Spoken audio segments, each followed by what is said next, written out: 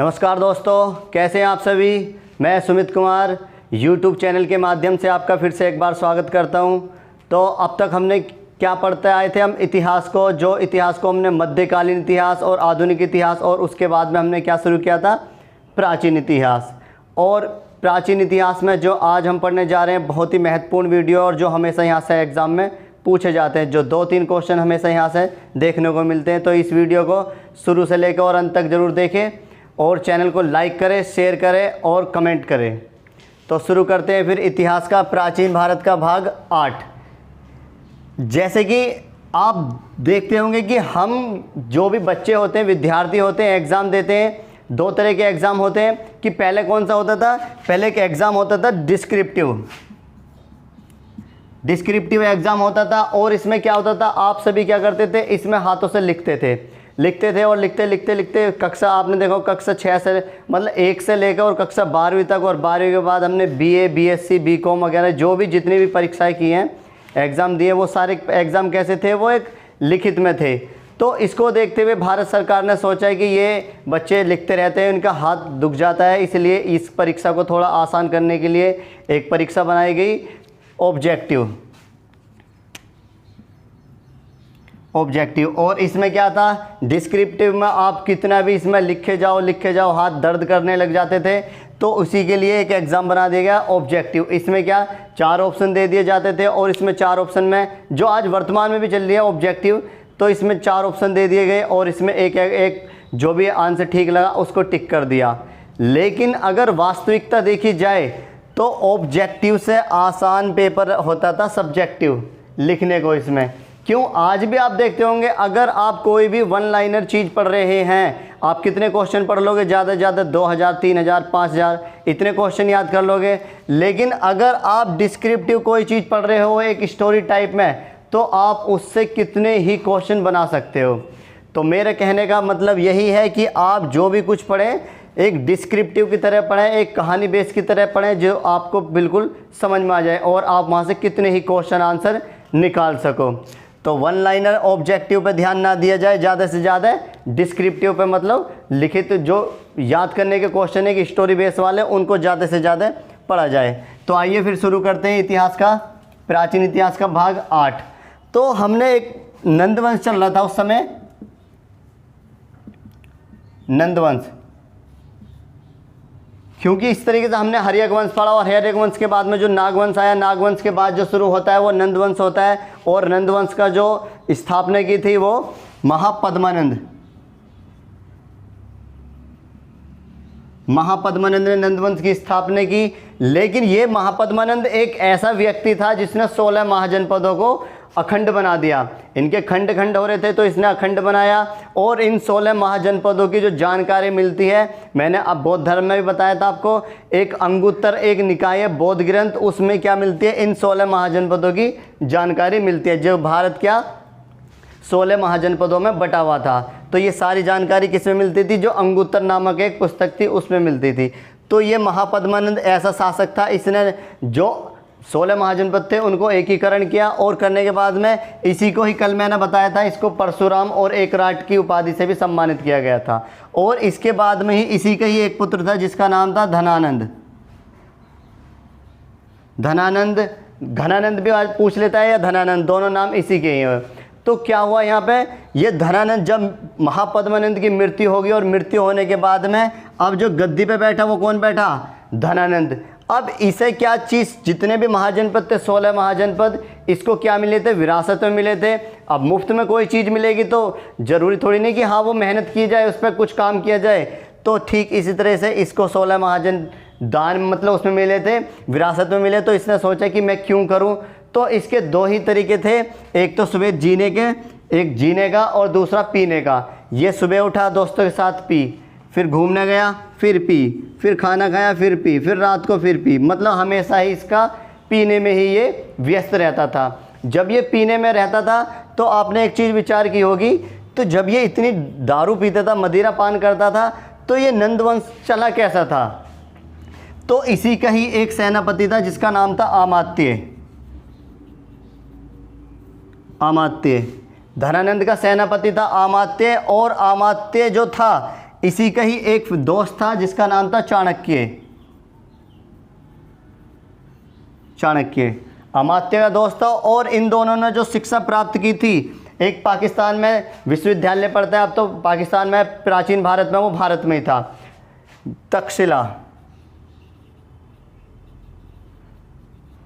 तक्षशिला विश्वविद्यालय से इन दोनों ने शिक्षा प्राप्त की थी। अब जो चाणक्य था वो तक्षशिला में ही क्या बन गया, यहाँ पर प्रोफेसर बन गया, और जो अमात्य था, अमात्य क्या हुआ, जो धनानंद था इसकी सेना में वो भर्ती हो गया था, और यहाँ पे इसको क्या सेनापति बन गया था यहाँ पर। अब हुआ क्या, जब ये सारी चीज़ चलती रही तो धनानंद, अमात्य ने कहा कि हमें नंद वंश का और ज़्यादा विस्तार करना है, और ज़्यादा विस्तार करना है। तो धनानंद ने कहा कि देखो जी अमात्य जी, मैं तो हमेशा पीने में व्यस्त रहता हूँ, आपको जो भी कुछ करना है आप जैसा चाहो आप ऐसा कर सकते हो। तो अमात्य ने कहा कि हमें क्या करना, हमें एक ब्राह्मण को भोजन कराना है, और एक मतलब हवन टाइप का कुछ इस तरीके से पूजा पाठ करानी है। तो धनानंद ने कहा कि ठीक है, आप जो करना चाहो आप उस तरीके से कर सकते हो, मैं इसमें कुछ नहीं कहूँगा। तो हुआ यही, धनानंद एक समय आया, ये अपने दोस्तों के साथ पीने खाने में व्यस्त हो गया, चला गया। और जो अमात्य था, अमात्य ने सोचा कि क्यों ना मेरा जो दोस्त है चाणक्य, क्योंकि जो चाणक्य था ये वैसे ब्राह्मण था, ये ब्राह्मण था, और ब्राह्मण था चाणक्य, और जो चाणक्य था ये मतलब बिल्कुल क्रूर और एकदम काला व्यक्ति था, अगर कोई इसको देख ले तो उसका दिन पूरा ही बेकार जाता था। इस तरीके से उस समय की सोच थी लोगों की। तो क्या हुआ, यहाँ पे अमात्य ने सोचा कि क्यों ना चाणक्य को बुलाया जाए और यहाँ पे इसको भोजन कराया जाए, दोस्त से मुलाकात भी हो जाएगी और एहसान का एहसान हो जाएगा और पूजा पाठ भी हो जाएगी। तो अब हुआ यही, धनानंद जो था ये अपने दोस्तों के साथ पीने खाने के लिए गया। अब जैसे धनानंद गया, अब यहाँ पे अमात्य ने किसको बुला लिया, चाणक्य को बुला लिया, और यहाँ पे हवन पूजा पाठ जो थी वो प्रारंभ कर दी गई। अब जैसी पूजा पाठ प्रारंभ की गई तो जिस तरीके से पूरा राजमहल होता है, आपने देखा होगा कि जैसे ये कोई राजमहल है, अब यहाँ पे क्या होती है, ऊपर यहाँ पे एक राजा की कुर्सी होती है, यहाँ पर राजा की कुर्सी होती है इस तरीके से, राजा की कुर्सी, और राजा सबसे ऊंची कुर्सी बैठा होता है। तो इसने सोचा अमात्य ने कि ये ब्राह्मण है, और ब्राह्मण कैसे होते हैं, वो सर्वोपरि पर होते हैं, तो इसलिए इसकी जो चाणक्य की कुर्सी इसने राजा की कुर्सी से ऊंची बना दी, और ऊंची, कि जो यहाँ पे कौन बैठेगा, चाणक्य बैठेगा। अब हुआ यही, चाणक्य यहाँ पे बैठ के भोजन करना था इस कुर्सी पर ऊपर, और जो धनानंद की कुर्सी थी वो बहुत छोटी थी इससे। तो यहाँ पर जैसी भोजन कर रहे थे यहाँ पर चाणक्य, अब यहाँ पे एंट्री हो जाती है तुरंत ही धनानंद की। धनानंद आ जाता है दोस्तों के साथ पी खाने के बाद में, और आने के बाद में देखता है कि ओ तेरी, ये कौन है, ये काला व्यक्ति और बिल्कुल क्रूर और मेरी कुर्सी से भी ऊंची, ये क्या है, कौन है जिसके तन पे कपड़े भी नहीं है, फटे वटे कपड़े पहन रखे, और वो भी गंजा एकदम चुटिया बांधता था ना ये चाणक्य। तो यहाँ पर हुआ यही, धनानंद यहाँ गया, और जाने के बाद में राजमहल में पहुँचा। अब जो चाणक्य था ये यहाँ से चाणक्य क्या हुआ, यहाँ से उठ के चलने लगा। अब धनानंद ने कहा रुक, इसको इतनी गाली सुनाई, धनानंद ने इतनी गाली सुनाई कि तू काला है, तू ऐसा है वैसा, दुनिया भर की जितनी भी गाली थी सारी सुना दी। लेकिन ये बेचारा क्या कर सकता था, ये अध्यापक था, प्रोफेसर था, तो ये जैसे तैसे यहाँ से कुर्सी पर से उतरा और यहाँ से चलने लगा। धनानंद ने कहा रुक, फिर सुनाई से गाली अच्छी दबा की, जो भी मन में आया, जैसी भी गाली थी इसको सारी गाली सुना दी। अब चाणक्य ने सोचा कि मैं क्या कर सकता हूँ, मैं तो एक अध्यापक हूँ, मैं क्या बोलूँ, इसको कुछ बोल नहीं सकता। तो यहाँ पे हुआ यही, चाणक्य किसी तरीके से यहाँ से निकला, और निकलने के बाद में जैसे यहाँ गेट पर पहुँचा राजमहल के, तो ये अपने उससे एक चोटी बांधा करता था सर से, और चोटी में इसने चोटी खोली, और चोटी खोलने के बाद इसने कहा कि धनानंद से कि अब ये चोटी तभी बंधेगी जब मैं क्या कर दूँगा, नंदवंश का अंत कर दूँगा। अब इतना कह के चाणक्य यहाँ से बाहर निकला, और बाहर निकलने के बाद में इस तरीके से चला। अब सोचने लगा कि मैं क्या कर पाऊँगा, मैं तो एक अध्यापक हूँ, और ये क्या एक नंदवंश का राजा है, और मैं इससे कुछ भी नहीं कर सकता। अब हुआ यही है, जब यहाँ से ये जा रहा था चाणक्य, और जाते जाते हुआ यही कि यहाँ पे 15-20 बच्चे खेल रहे थे इस तरीके से, और बीच में एक बच्चा इनको सबको क्या हैंडल कर रहा था, मतलब ये खेल रहे थे, और ये बीच में जो बच्चा था जिसकी उम्र मात्र 14-15 वर्ष थी, तो ये बच्चा क्या कर रहा था, इन सबको मतलब हैंडल कर रहा था। इस तरीके से इसने ये गेम चल रहा था यहाँ पे। अब जो चाणक्य ने देखा कि अरे ये बच्चा किस तरीके से इन बच्चों को मतलब कि रोक रखा है, ये जो खेल चल रहा है, तो यहाँ पर चाणक्य ने सोचा कि इस बच्चे को उठाया जाए और यही क्या कर सकता है, नंदवंश का अंत कर सकता है। अब हुआ ये, यहाँ से चाणक्य इस बच्चे को उठा लेते हैं। उठाने के बाद में सीधा कहाँ ले जाते हैं, अपने पाकिस्तान ले जाते हैं। कहाँ पर, तक्षशिला विश्वविद्यालय में। तक्षशिला विश्वविद्यालय ले जाते हैं। जो तक्षशिला विश्वविद्यालय की स्थापना की थी वो राजा तक्ष ने की थी, और ये कहाँ पे पड़ता है, पाकिस्तान में। ये तक्षशिला वही है, यहाँ पे दुनिया विदेशों से, देश विदेशों से यहाँ पे शिक्षा प्राप्त की जाती थी। एक प्राचीन इतिहास में एक नालंदा विश्वविद्यालय, जो विश्व का सबसे प्राचीन विश्वविद्यालय वो नालंदा है। उसके बाद जो दूसरा विश्वविद्यालय था वो तक्षशिला था। तो हुआ यही, यहाँ से चाणक्य इसको ले जाके चंद्रगुप्त मौर्य चाणक्य इसको ले जाके बच्चे को कहाँ ले जाता है, तक्षशिला, और इसको तलवार भाले अच्छे से चलाना सिखाता है खूब। और बाद में इसी बच्चे का नाम क्या आया, चंद्रगुप्त मौर्य। ये समझ में आ गया। अब थोड़ा सा यहाँ पे इसको रोक दिया जाता है और आगे हम देखते हैं एक मकदूनिया का एक शासक था, क्योंकि उसको इससे रिलेटेड करना ज़रूरी है, क्योंकि यहाँ पर उसकी एंट्री हो जाती है, तभी आपको पूरे अच्छे से समझ में आ पाएगा। ये मत सोचना कि नंदवंश खत्म हो गया, नंदवंश आज भी है और उधर तक्षशिला में ट्रेनिंग चल रही है। चंद्रगुप्त मौर्य चाणक्य उसको ट्रेनिंग दे रहा है, और उस समय ये नंदवंश भी चल रहा था। लेकिन इसके बीच में थोड़ा सा हम देख लेते हैं सिकंदर के बारे में। एक मकदूनिया ईरान में पड़ता है, इराक ईरान में। मकदूनिया एक छोटा सा राजा शहर था, और मकदूनिया के जो उस समय शासक थे वो थे फिलिप सेकंड, मकदूनिया के शासक थे। अब जो फिलिप सेकंड थे ये मकदूनिया के बिल्कुल अच्छे, बहुत शक्तिशाली शासक थे यहाँ पे। अब हुआ यही कि जो फिलिप थे इन्हीं का ही एक पुत्र था जिसका नाम था सिकंदर। और अगर इसके वास्तविक नाम की बात की जाए सिकंदर की, तो वो था अलेक्जेंड्रिया,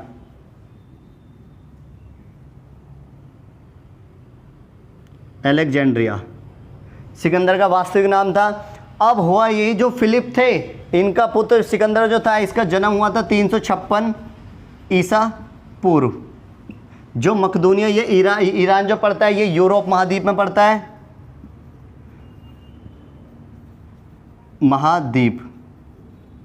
यूरोप महाद्वीप में पड़ता है। अब हुआ यही, जो सिकंदर था, जो फिलिप था, फिलिप ने सोचा था कि मैं तो राजा बन गया, लेकिन मैं अपने बेटे को क्या अच्छा पढ़ा लिखा के क्या इसको अच्छे से पद पर बैठाऊंगा। अब इसीलिए इसको पढ़ाने के लिए फिलिप ने एक यहाँ पर अध्यापक की नियुक्ति की, जिसका नाम था अरस्तु एक दार्शनिक था।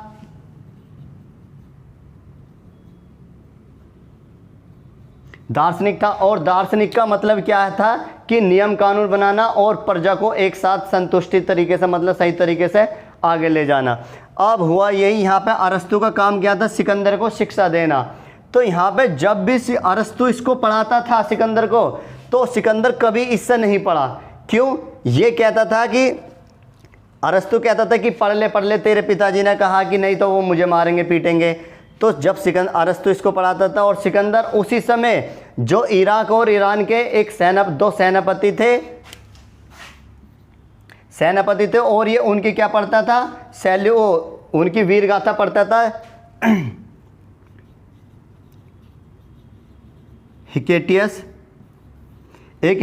नाम का एक सेनापति था, और ये क्या पढ़ता था, सिकंदर इसकी वीर गाथा पढ़ता था और इसी के बारे में पढ़ता रहता था। इसकी मतलब जितने भी युद्ध वगैरह होते थे उनको ये सुनता रहता था, पढ़ता रहता था।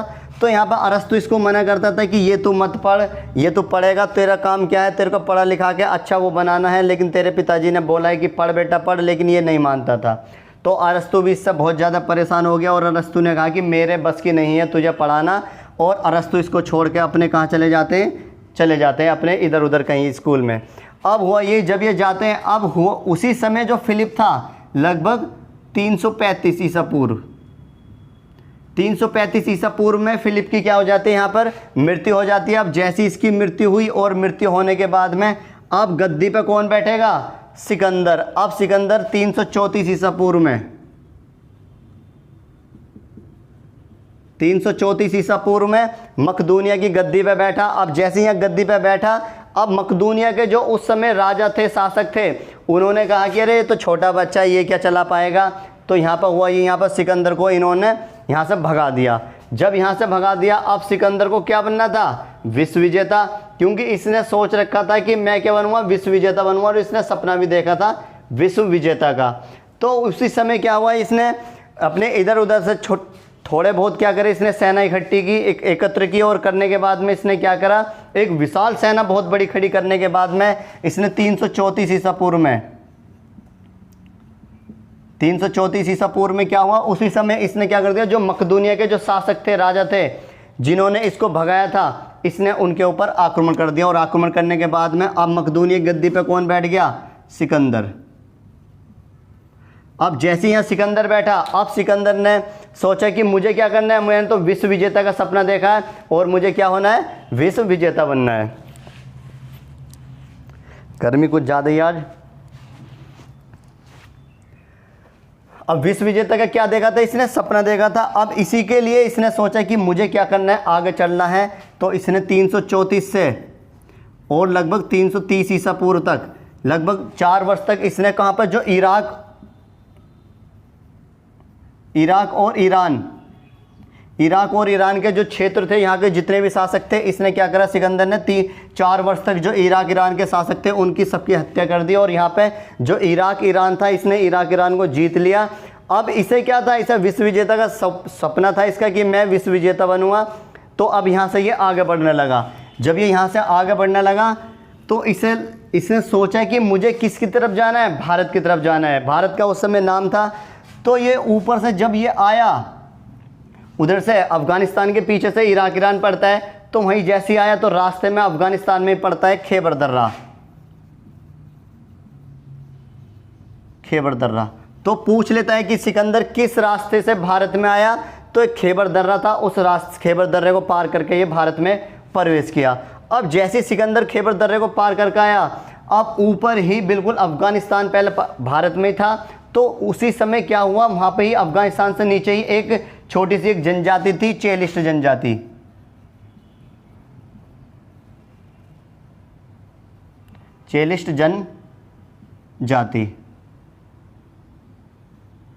तो यहाँ पर हुआ यही, जब सिकंदर आया लगभग 326 ईसा पूर्व में, 326 ईसा पूर्व में सिकंदर ने भारत पे प्रवेश किया, 326 ईसा पूर्व में। और जैसे ही यहाँ पे सिकंदर आया, ये 326 ईसा पूर्व है। जब सिकंदर आया और 326 ईसा पूर्व में, और ऊपर क्या पड़ी, एक जनजाति पड़ी, चेलिस्ट जनजाति। और सिकंदर ने कहा कि मैं विश्व विजेता हूँ, आप क्या करो, मेरा रास्ता छोड़ दो, नहीं तो मैं यहाँ पे जितनी भी आपकी चेलिस्ट जनजाति है उसको सारे को भस्म कर दूँ, मतलब ख़त्म कर दूँगा। लेकिन इन्होंने कहा कि हमारा नाम ही क्या है, चेलिस्ट है, और हम किसी से डरते नहीं हैं। अब इसको देखते हुए इसने क्या किया, ठीक है तो युद्ध होगा। और लगभग 1 माह तक ये युद्ध चलता रहा, लेकिन ये चेलिस्ट जनजाति ने यहाँ पर हार नहीं मानी। और अंत में हुआ यही, जो चेलिस्ट जनजाति थी, इसमें लगभग 40,000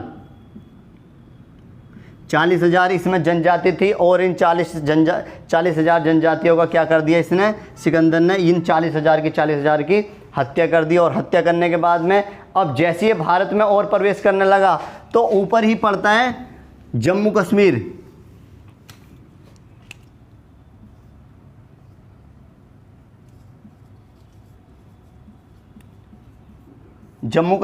अब जैसे ये आने लगा, और ऊपर जम्मू कश्मीर में एक और जनजाति थी, खोखर जनजाति।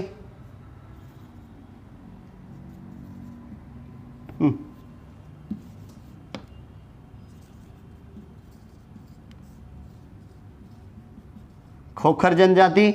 अब ये खोखर जनजाति की जो उस समय जो रानी थी वो थी कृपा देवी। अब जैसे सिकंदर आया और जम्मू कश्मीर में प्रवेश किया, अब ये जो खोखर जनजाति थी, इन्होंने उसका सामना किया। और ये पहला ऐसा युद्ध था जिसमें महिलाओं ने इस युद्ध में भाग लिया। और उस समय प्राचीन भारत की बात है। तो जो कृपा देवी थी, इन्होंने लगभग यहाँ पे 3 माह तक ये युद्ध चला। लेकिन यहाँ पे जो खोखर जनजाति थी, इन्होंने बिल्कुल भी हार नहीं मानी कि कुछ भी हो जाए, हमें सिकंदर को भारत में प्रवेश करने नहीं देंगे बिल्कुल भी। अब जैसे यहाँ पर आया और लगभग 3 माह तक चला। और ये जो खोखर जनजाति थी, लगभग इसमें 1,40,000 व्यक्ति थे टोटल। 1,40,000 व्यक्ति थे और इसमें सारे के सारी जितनी भी खोखर जनजाति थी ये सारी की सारी तहस नहस हो गई। अब यहाँ से हुआ यही, जब जम्मू कश्मीर में पार करने के बाद में अब इसका प्रवेश भारत में हो चुका था और उसी समय एक जगह पड़ती है पाकिस्तान में, पाकिस्तान पहले भारत में था, तो जगह पड़ती है तक्षशिला, तक्षशिला। और उस समय जो तक्षशिला के राजा थे वो राजा आम्बी, तक्षशिला के राजा आम्बी थे। अब यहाँ पर हुआ यही, जैसे ही जम्मू कश्मीर को पार करके ये प्रवेश किया तक्षशिला में, और तक्षशिला में जो राजा आम्बी थे ये डर गए सिकंदर से। कि हुआ यही, इन्होंने सोचा कि अगर सिकंदर ने दो जनजाति थी, चेलिस्ट जनजाति और खोखर जनजाति, जब उनको बिल्कुल ख़त्म कर दिया तो मैं तो उनके आगे कुछ भी नहीं हूँ। तो ये इतना डर गया राजा आम्बी और सिकंदर के आते इसने क्या कर दिया, भारत इसमें सिकंदर के सामने आत्मसमर्पण कर दिया। ये पहले ऐसे व्यक्ति थे जिन्होंने अपने घुटने टेक दिए, और एक ये चेलिस्ट जनजाति और खोखर जनजाति थी जिन्होंने इसका सिकंदर का डट के सामने किया और बिल्कुल हार नहीं मानी। और यहाँ पर सिकंदर इतना परेशान हो गया था जब इन जनजातियों से युद्ध हुआ कि ये तो एक जनजाति है, इसने मेरा इतना रास्ता रोका है, तो आगे तो और भी राजा महाराजा पड़ेंगे। तो यहाँ पे इतना मजबूर हो गया था सिकंदर यहाँ से, लेकिन फिर भी जो तक्षशिला के राजा आम्बी थे इन्होंने आत्मसमर्पण कर लिया। जैसे ही आत्मसमर्पण किया, अब सिकंदर भारत में घुस चुका था। जैसे घुसा भारत में, अब यहाँ से जो उसी समय एक जगह पड़ती है वितस्ता, वितस्ता, वितस्ता जगह पड़ती है। और वितस्ता के उस समय जो राजा थे राजा पोरुस, राजा पोरुस, वितस्ता के राजा थे राजा पोरुस। अब हुआ यही, जैसे ही भारत में सिकंदर आया और ये ऊपर से नदी पार करते हुए आया और रास्ते में ही एक नदी पड़ी, झेलम नदी।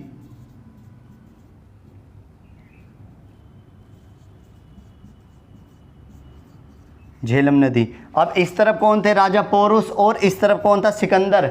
और सिकंदर ने जब यहाँ पर आया तो सिकंदर ने अपनी सेना जो थी ये दो भागों में बांट दी थी, एक तो जल सेना,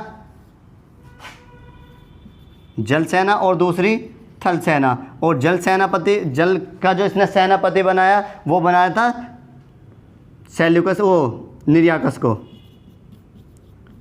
निर्याकस को जल सेनापति बनाया, और थल सेनापति बनाया इसने सेल्यूकस निकेटर को।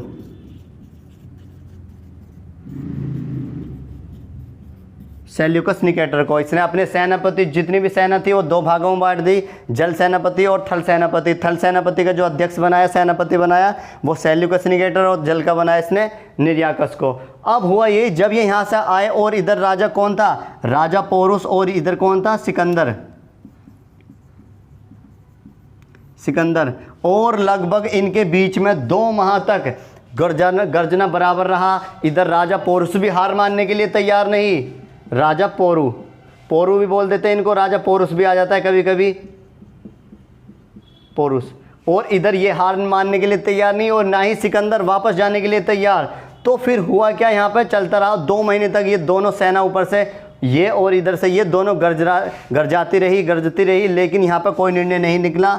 और अंत में सिकंदर ने क्या किया, अपनी कुछ सेनापति, अपनी आधी सेना पीछे के रास्ते से ऊपर के रास्ते से भेज दी, और राजा पोरुस जो थे इनको यहाँ पर पकड़ लिया गया। अब यहाँ पर राजा पोरुस को पकड़ लिया, और पकड़ने के बाद में अब हुआ यही, यहाँ पे राजा पोरुस को पकड़ लिया गया। अब सिकंदर अपनी सारी सेना लेकर यहाँ पर आ गया, और राजा पोरुस से कहा कि बताओ अब तुम्हारे साथ क्या किया जाए। तो राजा पोरुस ने कहा, अच्छा जब ये युद्ध हुआ था 326 ईसा पूर्व में हुआ था, इसी को कहते हैं झेलम का युद्ध, झेलम का युद्ध, हाइड्रोस्पीज का युद्ध, स्पीज का युद्ध, या फिर वितास्ता का युद्ध, वितस्ता का युद्ध। किस किस के बीच हुआ था, सिकंदर और राजा पोरुस के बीच। कब, 326 ईसा पूर्व में ये युद्ध चला। अब इसमें यहाँ पर राजा पोरुस हार गए थे, और सिकंदर ने अपनी सेना पीछे से भेजकर राजा पोरुस को पकड़ लिया। अब यहाँ पर पोरुस से पूछा सिकंदर ने कि बताओ अब आपके साथ क्या किया जाए।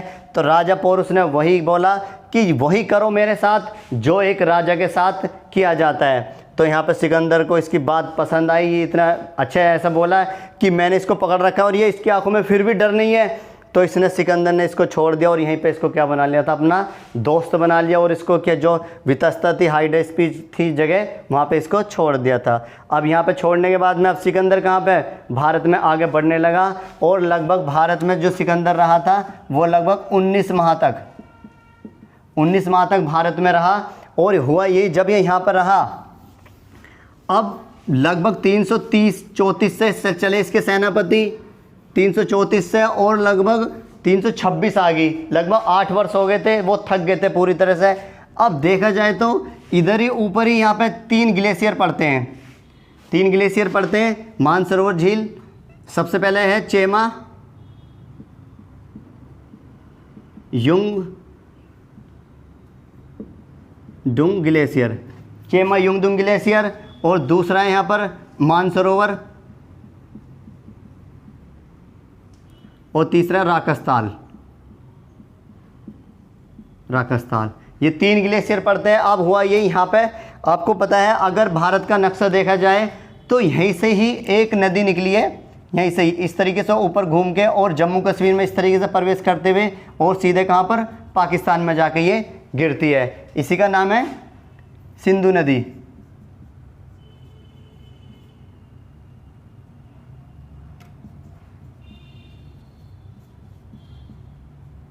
सिंधु नदी।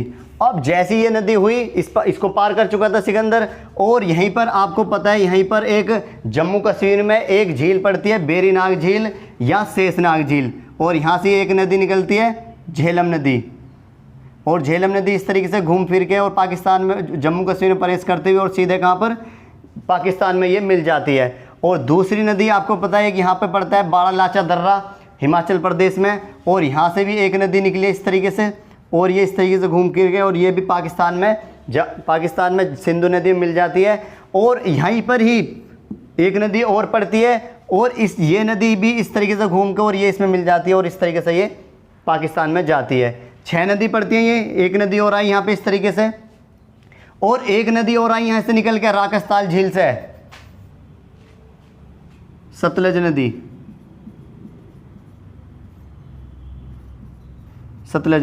तो सबसे ऊपर पड़ी सिंधु नदी, फिर झेलम नदी, वो चिनाब नदी, झेलम ही है वो, झेलम नदी, सिंधु नदी, झेलम नदी, सतलज और रावी, चिनाब, और यहीं पे ये पड़ती है सबसे नीचे व्यास नदी। तो जब सिकंदर भारत में आने लगा था, सबसे पहले उसने सिंधु नदी को पार किया और झेलम नदी को पार करते हुए रावी नदी को पार किया और चेनाब नदी को पार करते हुए, अब यहाँ पे जो थी सिकंदर की सेना लगभग 334 ईसा पूर्व से चलती हुई, और लगभग भारत में 326 ईसा पूर्व तक, लगभग 8 वर्ष तक, इन्हें 8 वर्ष हो गए थे युद्ध लड़ते लड़ते।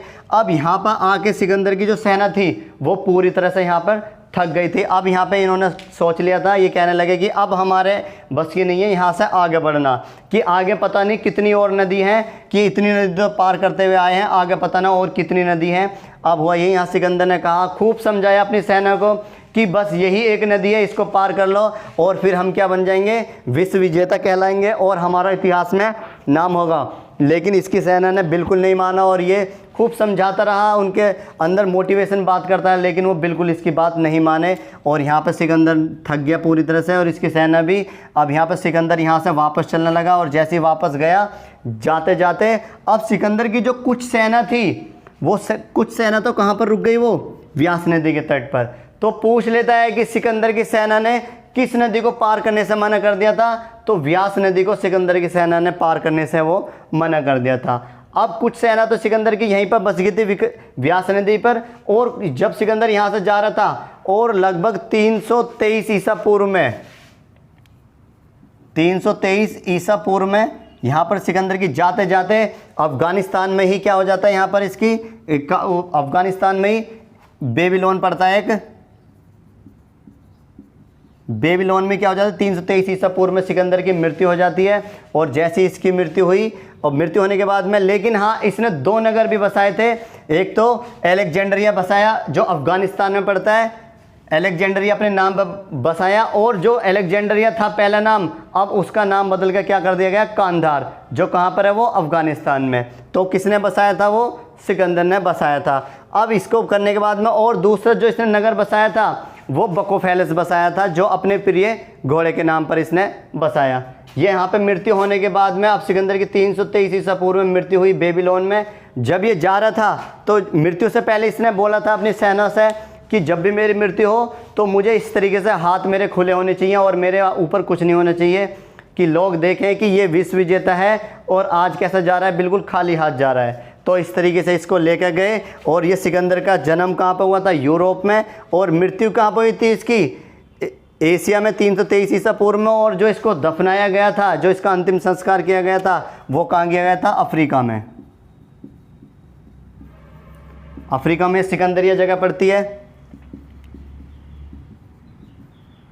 सिकंदरिया। और यहाँ पे क्या किया, इसको दफनाया गया था। ये सिकंदर एकमात्र ऐसा व्यक्ति था जो 3 महाद्वीपों में इसका फैला हुआ था। जैसे कि इसका जन्म कहाँ पर हुआ था,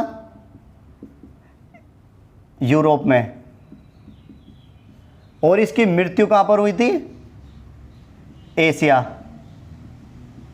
और जो इसको दफनाया गया था वो कहाँ दफनाया गया था, अफ्रीका में। तो 3 महाद्वीपों में इसका वर्चस्व रहा, जन्म यूरोप में, मृत्यु एशिया में, और अफ्रीका में इसको दफनाया गया था। प्रिय घोड़ों के नाम इसके बकोफेलस था, और उसी के नाम पे इसने बुकोफेलस एक नगर भी बसाया था। तो ये किसके लिए था, सिकंदर के बारे में। अब यहाँ पे जो सिकंदर की कुछ सेना यहाँ पे अल्प मात्रा में रह गई थी, और जब यहाँ पर रह गई थी, अब उसी समय याद करो मैंने अभी पीछे बताया था कि मगध की गद्दी पे एक वंश चल रहा था, नंदवंश। नंदवंश, और नंदवंश के जो शासक थे वो धनानंद थे, धनानंद। और धनानंद ने किसको अपमानित किया था, चाणक्य को। और चाणक्य किसको ले गया था, उस बच्चे को उठा के ले गया था तक्षशिला, और वहाँ पर उसको क्या करा, शिक्षा प्राप्त करी, तलवार भाले अच्छे से चलाने सिखाए। अब चाणक्य और चंद्रगुप्त मौर्य, जो छोटा बच्चा था उसी का ही नाम आगे जाके क्या पड़ा था, चंद्रगुप्त मौर्य। अब वो क्या हुआ, चाणक्य उसको ले जाता है, और इस चाणक्य को पता चलता है कि सिकंदर आया था भारत में अपनी सेना लेके, और उसकी सेना आदि कहाँ बस गई, वो व्यास नदी के तट पर बस गई। अब चंद्रगुप्त मौर्य और चाणक्य किस पर, जो ये अल्प मात्रा में सेना थी, इनके ऊपर यहाँ पर आक्रमण कर देते हैं चंद्रगुप्त मौर्य और चाणक्य। और इनके ऊपर आक्रमण करने के बाद में इनसे कहते हैं या तो आप कहाँ जाओ, सीधे अपने यूरोप महाद्वीप में जहाँ से आए हो, मकदूनिया, वहाँ जाओ, या फिर हमारी सेना में मिल जाओ। अब हुआ ये इतने मजबूर हो गए थे, इन्होंने सोचा कि वहाँ जाएंगे, इससे अच्छा यहीं इनकी सेना मिल जाते हैं। तो इनको कौन मिला लेता है, चंद्रगुप्त मौर्य और चाणक्य अपनी सेना में मिला लेते हैं। अब यहाँ पर सेना इनकी कैसी हो जाती है, बहुत ज़्यादा शक्तिशाली हो जाती है। अब इसी सेना को साथ में लेके ही जो चाणक्य और चंद्रगुप्त मौर्य किस पर आक्रमण कर देते हैं, धनानंद पे। और धनानंद की यहाँ पे क्या कर देते हैं, ये हत्या कर देते हैं। और हत्या करने के बाद में सीधा एक और वंश शुरू हो जाता है यहाँ पर, मौर्य वंश। मौर्य वंश, चंद्रगुप्त मौर्य ने मौर्य वंश की स्थापना की, किसकी सहायता से की थी, जो चाणक्य था उसकी सहायता से ये इसने स्थापना की थी। पूछ लेता है क्वेश्चन हमेशा ही कि सिकंदर भारत में कितने माह रहा था, लगभग 19 माह रहा था। और जिस समय सिकंदर ने भारत पर आक्रमण किया तो उस समय मगध पर कौन सा वंश चल रहा था, तो कभी भी आप भूल के मौर्य वंश नहीं करेंगे। उस समय जो वंश चल रहा था नंद वंश चल रहा था, और नंद वंश में जो उस समय शासक थे वो धनानंद थे। और इस तरीके से क्या हुआ, यहाँ पे नंद वंश का अंतिम हुआ और यहाँ पर मौर्य वंश की स्थापना हुई। तो कल जो हम पढ़ेंगे, जो मौर्य वंश के संस्थापक चंद्रगुप्त मौर्य और चाणक्य की नीति देखेंगे, किस तरीके से यहाँ पे इन्होंने अपनी नीति रही और किस तरीके से भारत को एक अखंड बनाने के लिए और एक अच्छी नीति चलाई। जो चंद्रगुप्त मौर्य का सेनापति था चाणक्य, और चाणक्य की सहायता से इन्होंने आगे भारत को बहुत ज़्यादा मतलब शिक्षित बनाने के लिए बहुत योग्य बनाया। वो सारी चीज़ कल पढ़ेंगे। तो आज के लिए इतने काफ़ी, कल फिर मिलते हैं एक नई क्लास के लिए। तो वीडियो लाइक करें, शेयर करें और कमेंट ज़्यादा से ज़्यादा करें। तो धन्यवाद आज के लिए, कल फिर मिलते हैं।